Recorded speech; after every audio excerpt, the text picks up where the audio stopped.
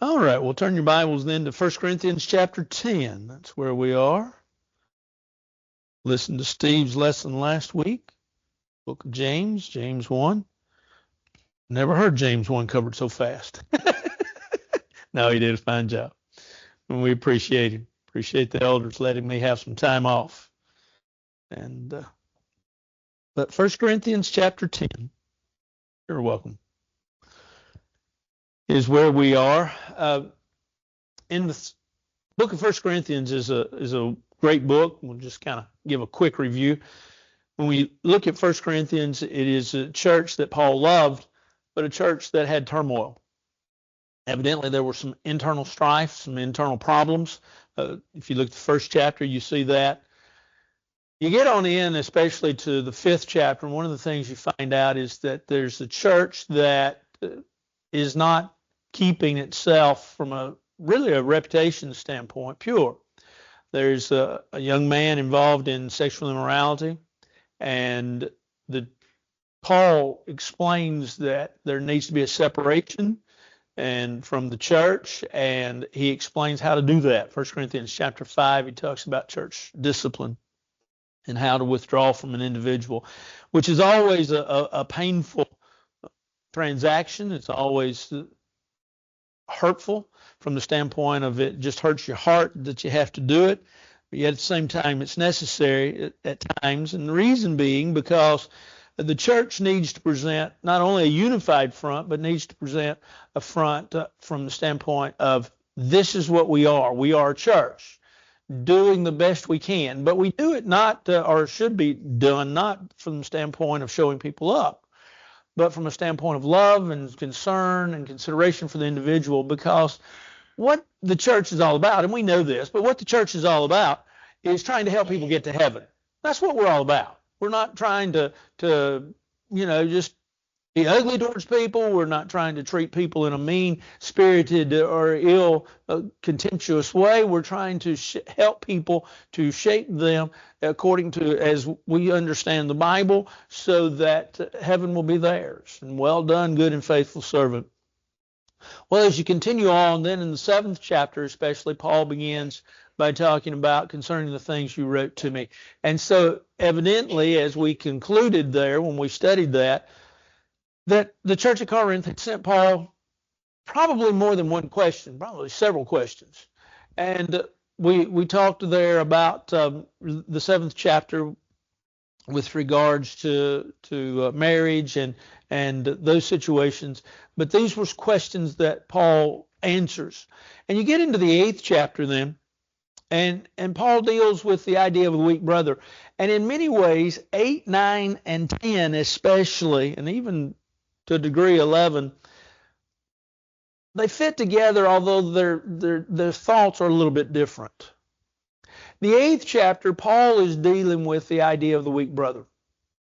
How do we treat the weak brother? One of the things that he establishes there, and we're going to see as we get into the 10th chapter here in just a second, is that the weak brother's conscience needs to be considered.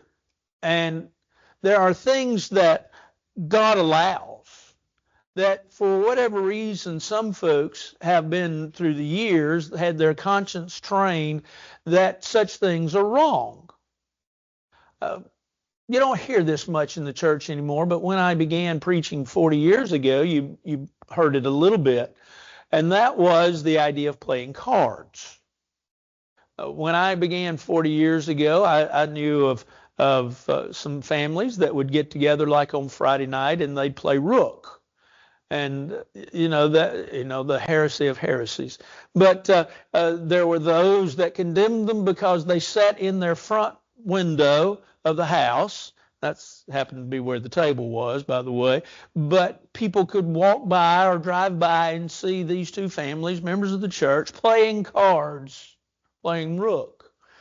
Well, there was in this individual's thinking especially that was creating a little bit of a furor over this. That was wrong. The idea of playing any kind of cards in their thought, because that's kind of the teaching that they'd had in their life, was wrong. No, But sometimes in doing things, we have to understand sometimes we may not do things because we do not want to offend the weak brother. Now, there is a tremendous difference, and we said this then, and we'll say it again now, because I think the thought, carries over into the 10th chapter with regards of eating of meats offered to idols. And that is the fact that we need to, when our weak brother approaches us and talks to us about, this is wrong, we need to explain to them why we can or cannot do what we're doing. And it needs to be a teaching moment, not an arguing moment, but a teaching moment. At the same time, too, there are times in which the weak brother may grumble. Our understanding, my understanding, especially when you get into the 9th chapter, is that there are times that we may make our weak brother mumble, and that's all right. But we can't do things, even though God may say it's all right, if we're making them stumble. So the remedy for the families was close the curtains. And so that seemingly helped the situation some. But nevertheless, and really I didn't even have a part in that. That was done actually before I got to this congregation.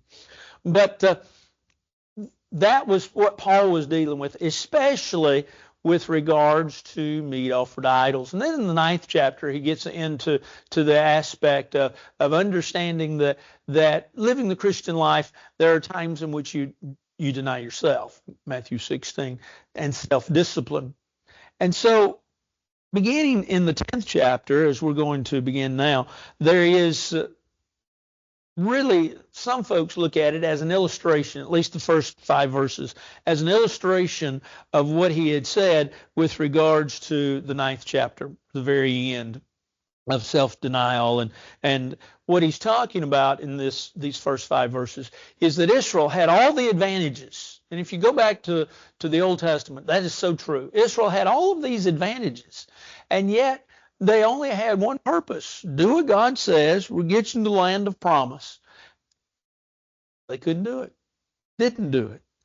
Let's look at the illustration. Moreover, brethren, I do not want you to be unaware that all our fathers were under the cloud and all passed through the sea.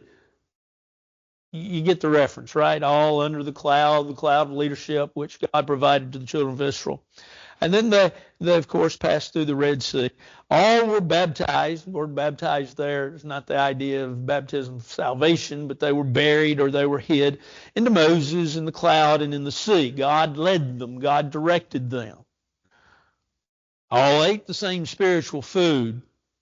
Ultimately, Exodus 16 is supplied by God.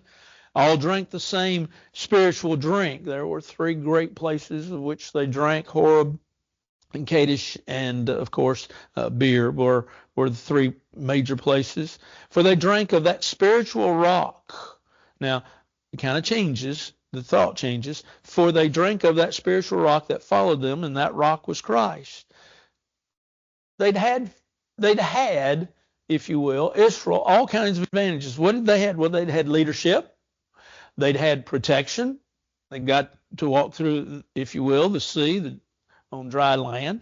They were individuals that were supplied what they needed with regards to food and drink. He says, of course, following the Lord, but with most of them, God was not well pleased. Now, it's kind of interesting. Just stop right there for just a second. In a casual reading, do you catch something? Most of them. Doesn't say all of them. Most of them. God was not well pleased, for their bodies were scattered in the wilderness. Now we know Joshua and Caleb and those under 20 got to enter into the promised land, Numbers 14. But the idea, why I stopped there to underline the idea of most, is to understand that so many times we all are guilty. See, I've already done it. I said all. Most of us are guilty at one time or another of throwing, if you will, the baby out with the bathwater. You know, everybody everyone. And the reality of it is that's not so. But we make that point in order to make our point. It's sort of like I think I've shared with you the story of an eldership that was an eldership of a congregation of, at that time, probably 450 people. And somebody came in and said, everybody is doing such and such in the congregation, or saying such and such in the congregation. And so one elder said, well, let's list these people. Let's count the numbers, but not only count the numbers, but we need to talk to these people. So let's list them. In a congregation about 450, I think they came up with four people that were having an issue with a particular subject. We do that from time to time.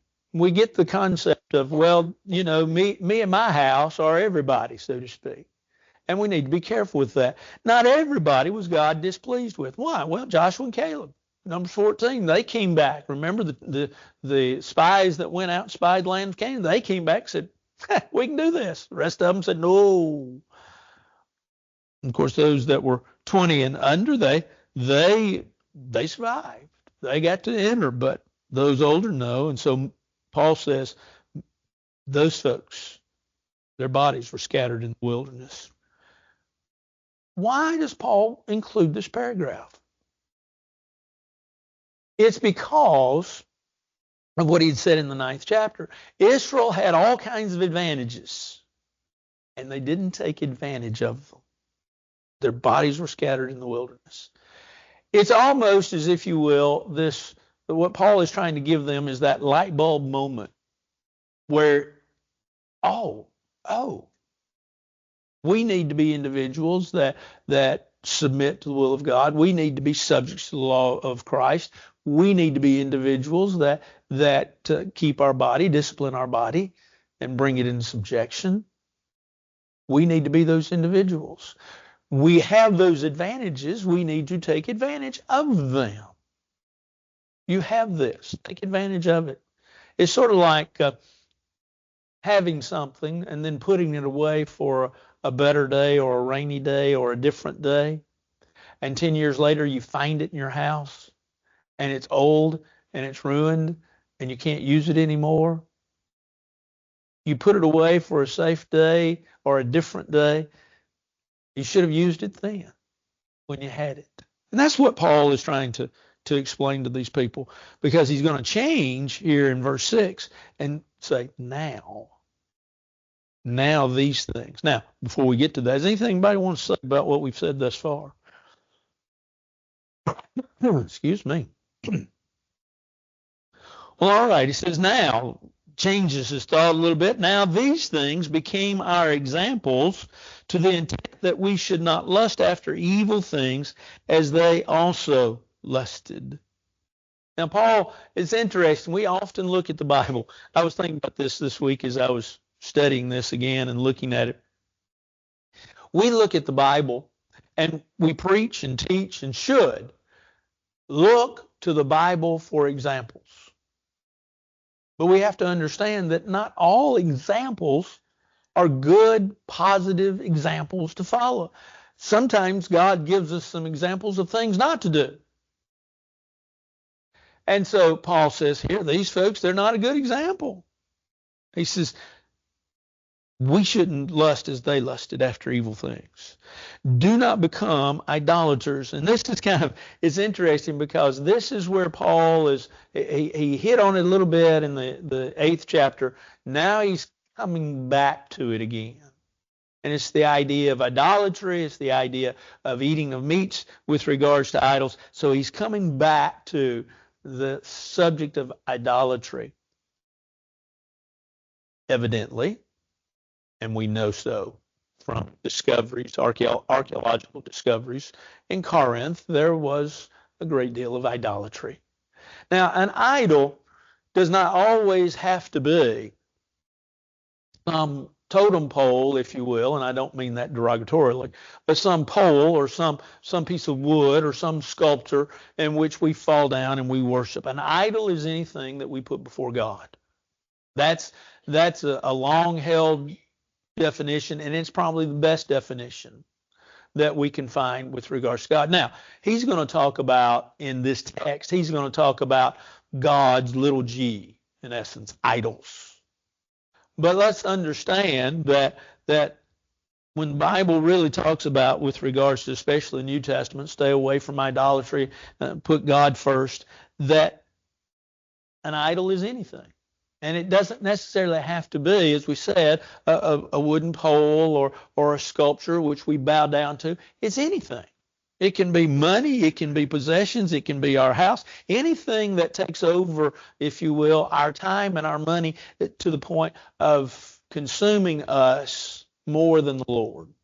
That becomes our idol. Paul says, don't lust as these people lust. Don't become idolaters, as were some of them. As it is written, and go back to the book of Exodus, go back to especially when Moses was on Mount Sinai. I almost said Paul. Paul didn't go up Mount Sinai. As Moses went up Mount Sinai, and the children of Israel marching, if you will, partying around the golden calves that were made there. About Exodus 32 might help you. The people sat down to eat and drink, and they rose up to play. Paul kind of gives you a quick synopsis of what happened. That was as he sees it. Nor let us commit sexual immorality, as some of them did, and in one day 23,000 fell. I'm going to give you a little tidbit here that we don't really know the answer. If you look what Paul says in verse 8, he says in one day 23,000 fell. And if you look back in the book of Numbers, Moses is going to talk about 24,000 fell. Is there a discrepancy in the Bible? Does this mean that the Bible's in error, the Bible's wrong? I think it all depends on how you look at it. If you want to say, well, this is a mistake, there is a difference in numbers. Wednesday night we made the statement, and it's true, but understand Hebrews, the Hebrew language, numbers in the Hebrew thought, numbers are not specific. We think of numbers as specific. Also, then you say, okay, I believe the Bible is inspired. I believe it's inerrant. How do we justify the two? And this is not the argument, but I want you to understand this in case you ever read something and then have trouble, or somebody brings this up in conversation to you and says, see, the Bible's not right. Moses seemingly, if you go back to the book of Numbers, Moses seemingly gives maybe the total number. Notice what Paul says here, in one day. And maybe in one day 23,000 fell, but over, say, a period of time, altogether 24,000 fell. It could be that they rounded off numbers. Now, we don't know that. It's kind of odd that, how would just an exact number, whether 24 or 23,000 fell, 23,001, something like that. How do you round off? Well, it depends on who's talking. So we don't know the answer exactly. I still believe the Bible is inerrant. I hold to the fact that really Paul says here in 1 Corinthians, he says, one day. That's not the import of the argument that Paul is making here. Paul is trying to show and say, look, he says, you need to remember that there was immorality, sexual immorality that was committed. And God did not allow that. Nor let us tempt Christ, as some of them also tempted and were destroyed by serpents. Paul's kind of, he's doing almost, if you will, a chronology of children of Israel, but he's not doing it from the standpoint of order. In other words, he's not from young to old. That's how we give a chronology, youth to older age. He's not doing that. He's giving examples of the children of Israel and where they failed. And really, if you think about it, how it tied in with the things that they asked, Corinth that is, asked, and thus ultimately, things do not change. You ever noticed that? Styles change, colors change, things like that. But nature of man does not change. And Paul is saying here, look, this is what they did. You don't be involved in the same thing. Don't tempt Christ. Though some of those tempted and they were destroyed of the serpents or by the serpents. Don't complain, verse 10, as some of them also complained and were destroyed by the destroyer. Now, all these things happened to them as examples, and they were written for our admonition, upon whom the ends of the ages have come. Paul says these folks went through a lot. He's not denying what they went through. He's not denying how they acted. He's not denying how they acted in a way that was irreverent towards God. What he's saying is these are examples of what you don't do.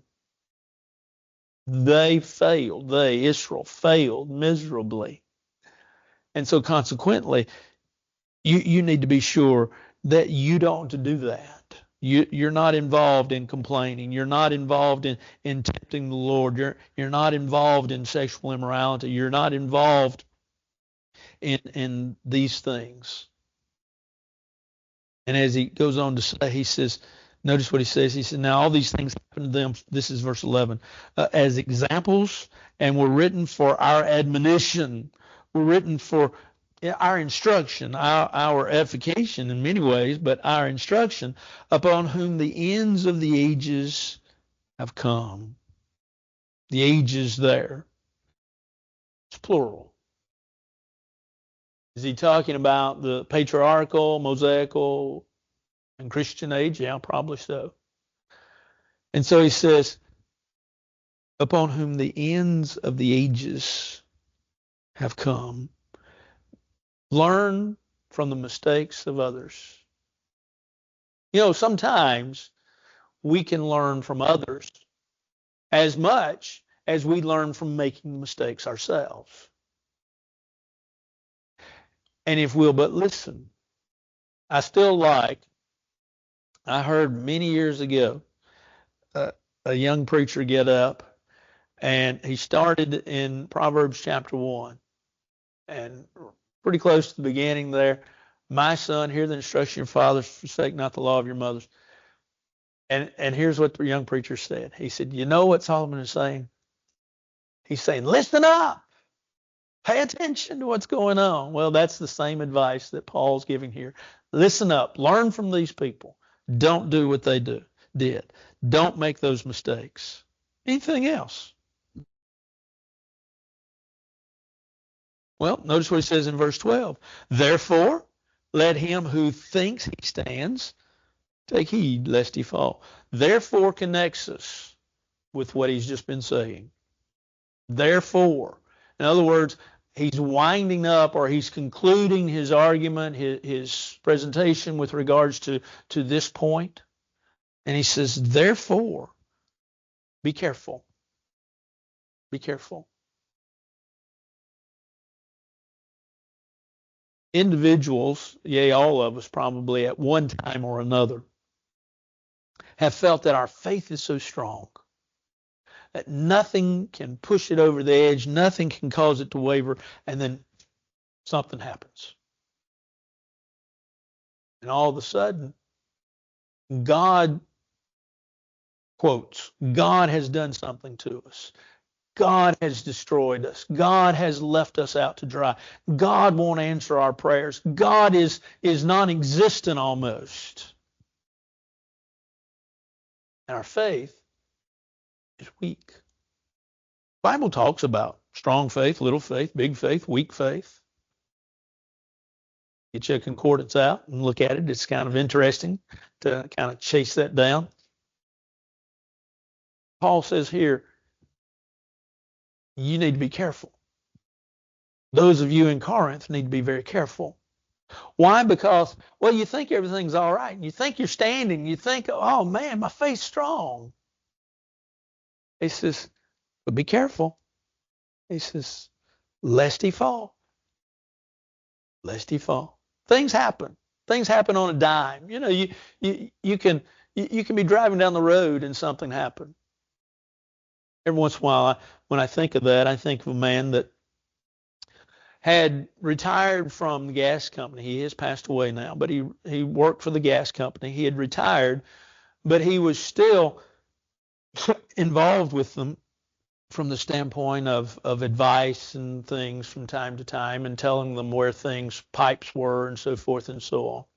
And so he was a consultant to the natural gas company.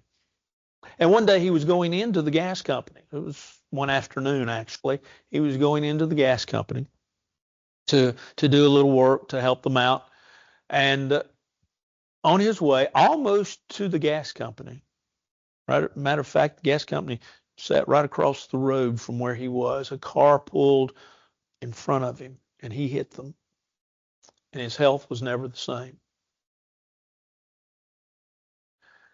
And you think about that, and you think about how life changes quickly. You know, he kissed his wife, told her goodbye.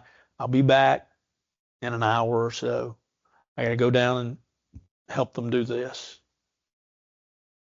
The accident happened, stayed in the hospital. I was with him in the emergency room. He stayed in the hospital for a while. He eventually went home, but his health was never the same. Things happen, and they happen so quickly. Sometimes we don't even know. And it doesn't matter, young or old. This man, like I say, he'd already retired and had taken early retirement. But it's true with our faith, too. It happens. Now, it is true that we can watch people grow cold in their faith.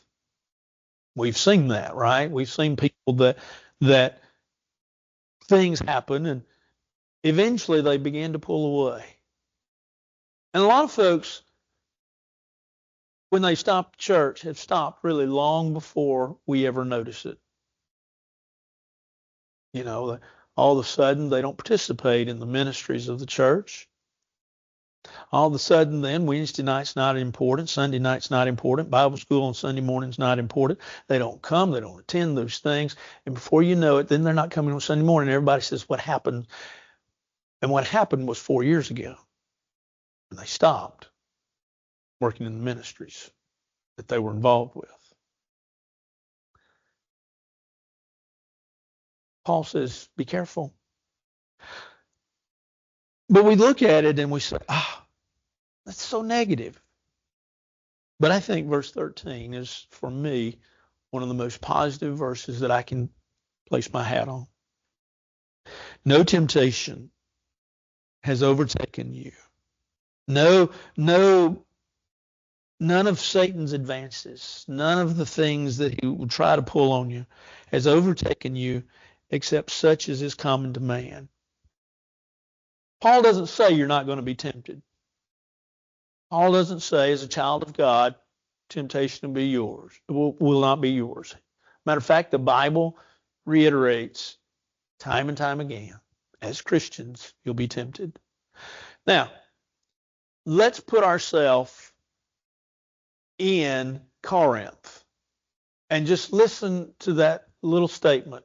Not the whole verse, just that little statement again. Put yourself in the midst of a church that evidently, go back to verses 6 following, in the midst of a church that had people that were involved in sexual immorality, people that were involved in complaining, people that were involved in tempting the Lord, people that were involved in things they shouldn't have been involved in.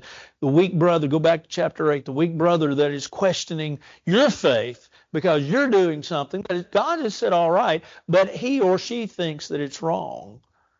And you feel the turmoil, you feel the pain, you feel the hurt, you feel the anguish. And here's the question you ask. Why me, Lord? Paul says, no temptation has overtaken you except such as is common to man. I think Solomon had it right in the book of Ecclesiastes. There's nothing new under the sun. May have a little different twist, may have a little different shape. You know, Suzanne and I week before last now, we were on vacation. We were in Gatlinburg. We were in some stores, and you know, some of the stores had things that remind you of the 60s and the 70s and the 80s. You know, you don't see them anymore, and you wonder, well, why are they still in the store shelves? And that's why they're still in the store shelves, because nobody sees them anymore and nobody wants them. But we have a multitude of things very similar to them now. Things change, but they in many ways stay the same. TVs, think about TVs. TVs are better now than what they were as a kid, right? I mean, you got color, you got remote control, you got high definition. Remember when the remote control was tell the smallest kid, go change the channel? And you only had 3 channels? Yeah. I remember those days. Ask Suzanne about TV. She had an antenna. She lived out in the country. She got 1 channel. Well, she got 2. She got the local ABC channel and she got PBS. So, see, that explains a lot about Suzanne. No, it just, she liked to go in town, see TV. Things change, but yet they stay the same. But notice now the contrast. But God is faithful. He's painted the picture of temptation, yes, but you need to know this. God is faithful. Don't you like that picture? Don't you like that thought? Isn't that why we're here? Because God is faithful. God doesn't leave us. God doesn't run out on us. God doesn't say, well, you've messed up so bad. See you. The idea, the picture is even in the midst of temptation, where's God? He's right there. God's faithful. Who will not allow you to be tempted beyond what you are able. The idea of beyond what you are able to bear. Doesn't say you won't be tempted. It is true that a lot of folks use the argument against the church. You see, you got members that are bad. You got preacher that's bad. You got elders that's bad. You got this, you got that that's bad, that's wrong, that's corrupt. Well, yeah, sadly, we're human. We make mistakes. All that proves is the grace of God. It doesn't prove that the church is bad. It just proves that God's gracious, loving, caring, compassionate, long-suffering to us. That's all it proves. It does not prove the imperfection of the church. It just proves the imperfection of the individual. Paul says, I want you to know something. That we all have points in which we can go to. And some folks are stronger than others, right? I mean, I've seen my wife. I've seen her when she gave birth to Ethan. She did not have any meds. Now, that wasn't by choice necessarily. She started out, she thought she wasn't going to have an epidural. And then she got into it. She said, I want an epidural. And the nurse looked at me and said, can she have one? I said, if she wants it. And then they realized she was too far advanced to have it. I've seen her do that. I've seen her have kidney stones. And I think the great testament was she'd had kidney stones 3 or 4 different times. And we went up here to St. Thomas, what's St. Thomas West now. And the lady said, I don't understand. And I said, what is it you don't understand? And she said, she's evidently got kidney stones, but she's not doing the kidney stone dance. I said, it's because she had Percocet before she left the house from last time. She said, oh, okay. So I've seen my wife. She's tough. She's tough, probably tougher than I am. So she has a point. I have a point. You have a point. That's physical pain. It's also true with temptation with regards to our faith. Some strong, some weak, some little, some great. The Lord knows where our limit is. And as we get to that limit, notice what it says. With the temptation will also make the way of escape. He'll make a way of escape. Church were to catch on fire right now, do you know where you're supposed to go? Yes, duh.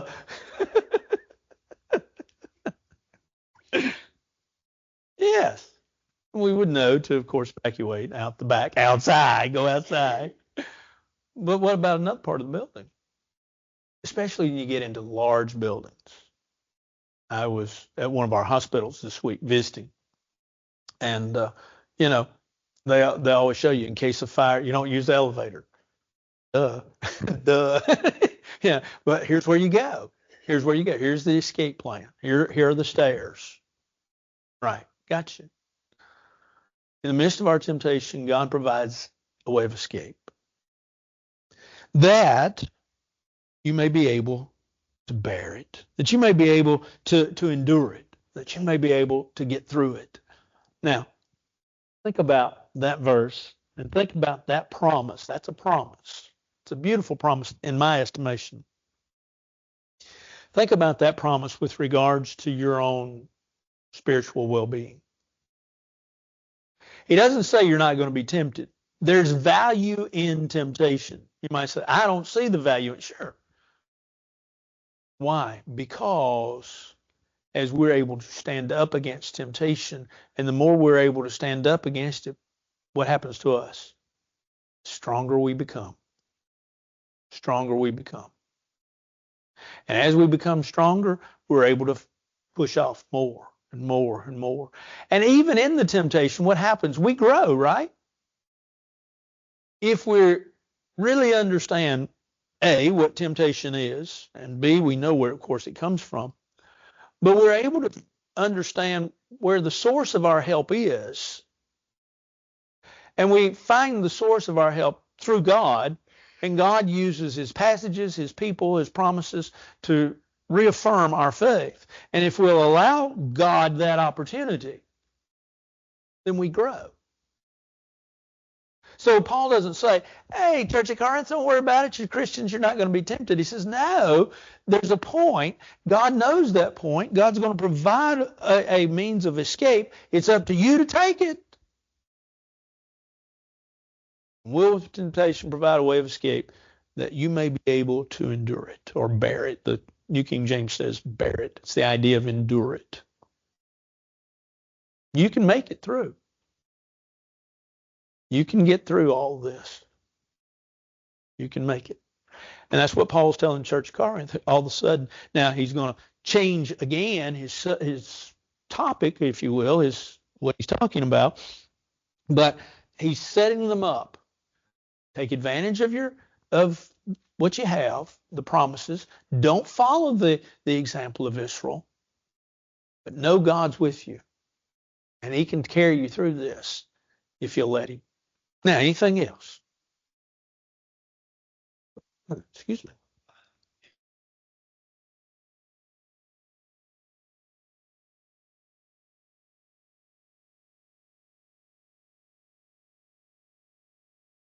Absolutely.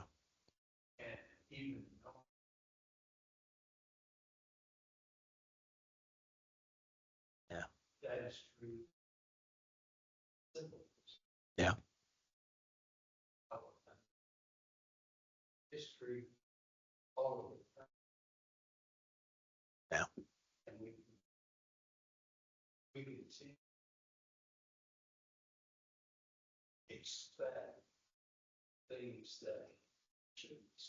Right. Very true. Very true. And I don't know, that's a point which I've often thought about. And I don't know why. And I'm guilty too. I'm not putting myself on a pedestal and say, I never do. I mean, I even repeat the same stuff and think, well, stupid, you did that 5 years ago. Why'd you do it again? But especially with regards to history of nations and history of our forefathers, why do we do those same things? And maybe it's because we haven't walked that way before. Maybe it's because it looked different to us. Maybe it's because we didn't slow down. I don't know, and I don't have the answer. You might. If you do, please share it with us. I don't have the answer, but it could be any of those or all of those or something else. But anything else? All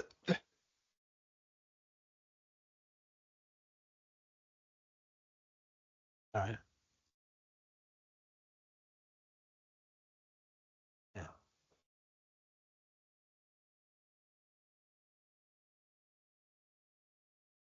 Anymore because you'll probably make that mistake again, like Jim is saying.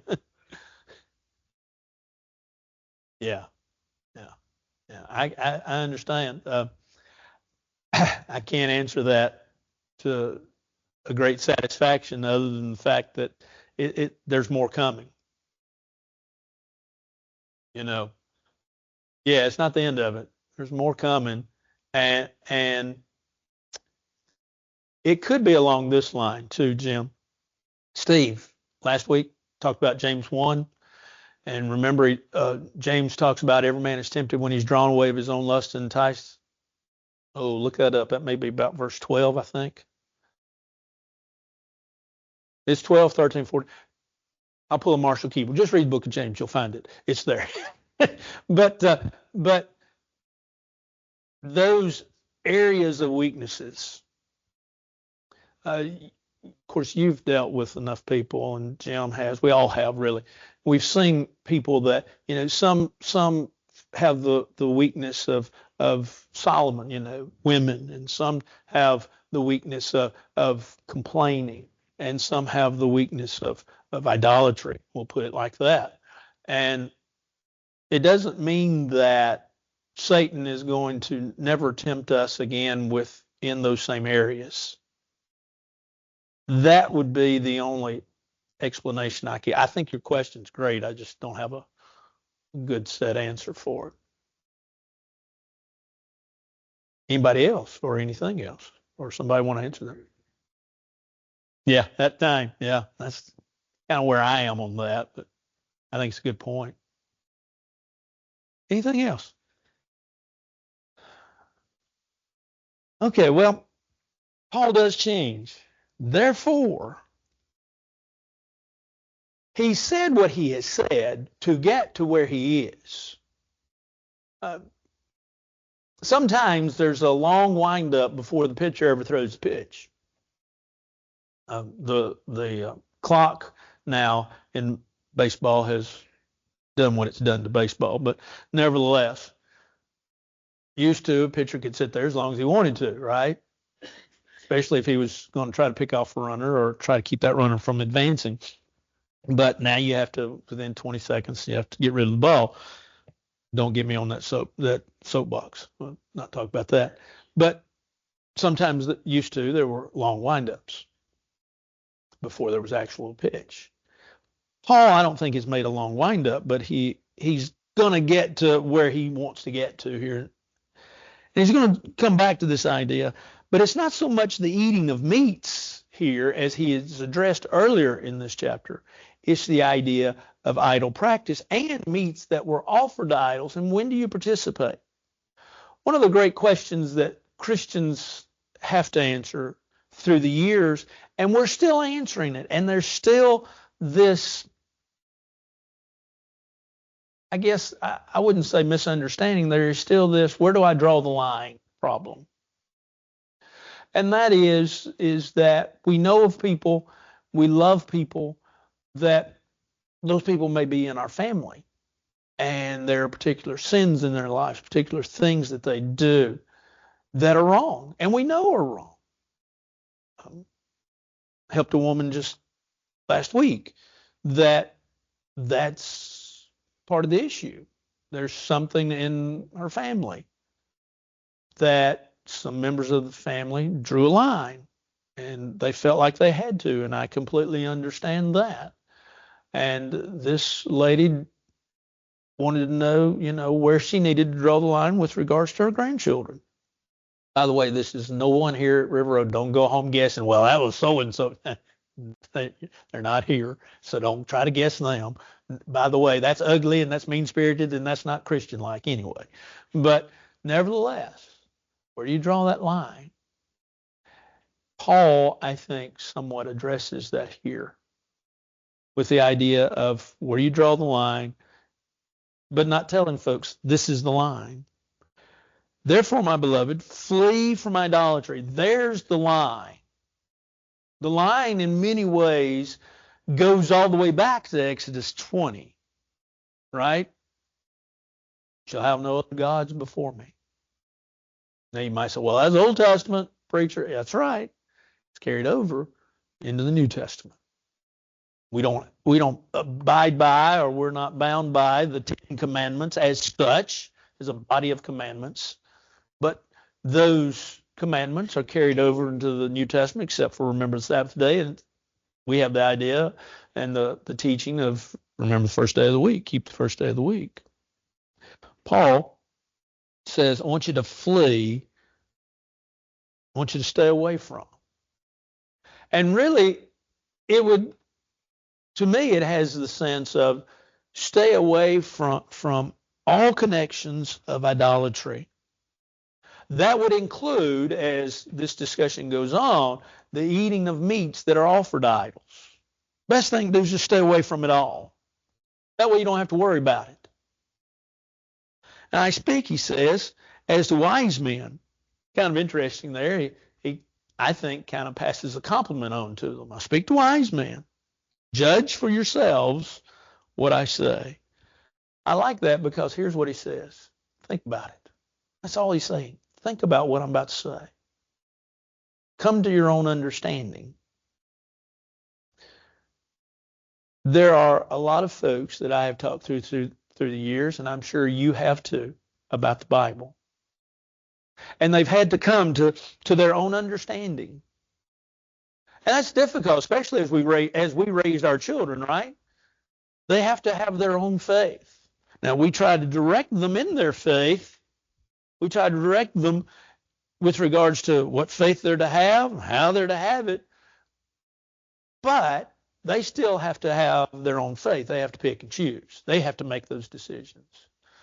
Well, Paul's not trying to change their faith. Paul's just saying, I want you to stop and think about it. Let's read the next couple of verses, and I'll give you a thought, and then we'll have to conclude. The cup of blessings which we bless, is it not the communion of the blood of Christ? The bread which we break, is it not the communion of the body of Christ?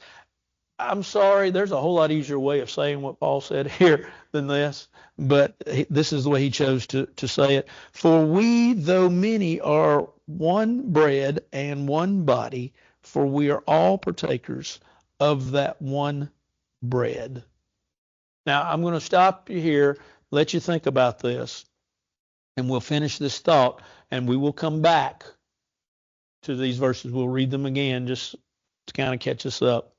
But Paul is really trying to lay the groundwork of when you take the Lord's Supper, you're connected to the Lord, right?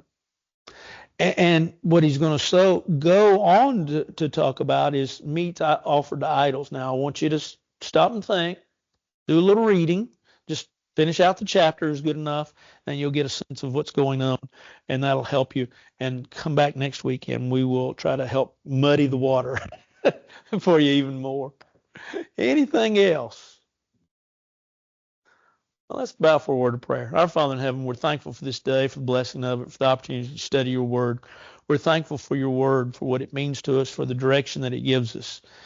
We're thankful for your word from the standpoint of the lessons that we can learn, the examples that are set before us, both good and bad, but the lessons that we can learn so that we can be better individuals and we can be more like what you would have us to be. But dear Lord, we ask you, help us to learn those lessons. Help us to learn those things. Help us to follow those things that we learn. Be with us as we go into this worship period. May we worship you in spirit and in truth. Watch over us, bless us, and keep us. For this is our prayer in Christ's name. Amen. Y'all have a great week. Thank y'all.